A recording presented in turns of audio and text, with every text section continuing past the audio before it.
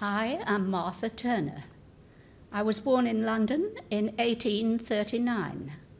I was educated for 3 years at a high school at Dijon, France, where, according to my brother H.G. Turner, I developed high intellectual qualities. I arrived in Melbourne on the Dalham Tower on the 11th of October 1870 on what was intended to be a visit to my brother. In 1872, he preached several times to the Melbourne Unitarian congregation, but found it a great labour because of limited time and a severe self-criticism, a curse of preachers lay and ordained throughout the ages. Happily, he said, my sister came to my assistance late in the year. I found that I liked preaching and had a gift for it. On the 26th of October 1873, a special meeting of the Melbourne Unitarian congregation elected me as their third regular minister. I was something of a pioneer. I was the first Unitarian minister here in Australia, and I preceded Gertrude von Petzold in England by 31 years, and I was behind Olympia Brown in the United States by 10 years.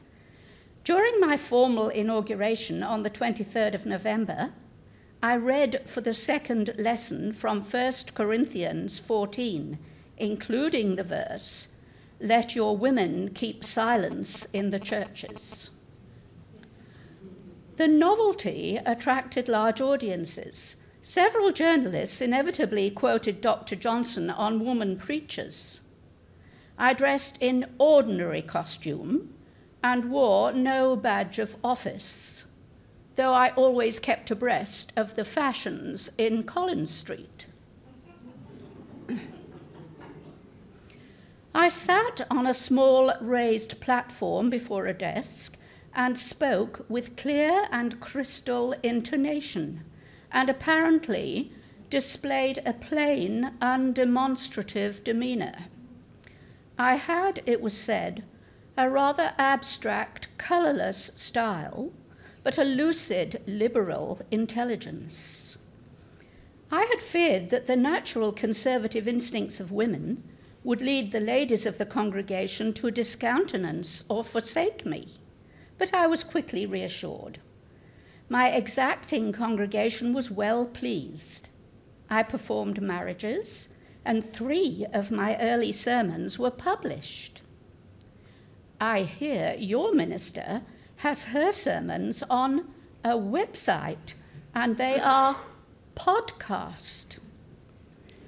On the 22nd of August 1878, at the office of the Registrar General Melbourne, I married John Webster, a bank officer. I had, as convention demanded, intended to resign my pastorate, but was persuaded to continue until a successor, W.E. Malone, was appointed from England in 1880. When he resigned after 3 months, I returned until 1883, when I then retired and was succeeded by the Reverend George T. Walters.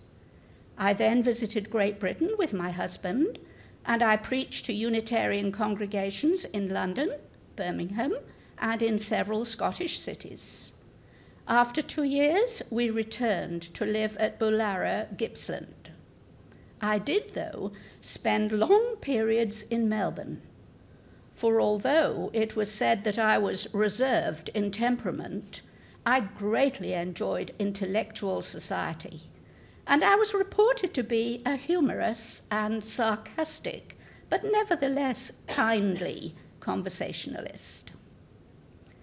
From October 1914, my husband already deceased, and myself needing medical treatment, I went to live with my brother at Bundalon, St Kilda, where I died on the 11th of August 1915, aged 76.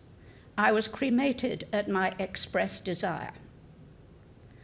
The Woman Voter periodical predicted that in relation to the woman's movement, Martha Turner's name will be associated with those of Catherine Helen Spence and Vida Goldstein as pioneers in Australia.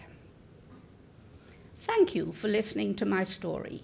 Please carry forward the gifts of freedom, reason, and tolerance, and our glorious tradition of heresy.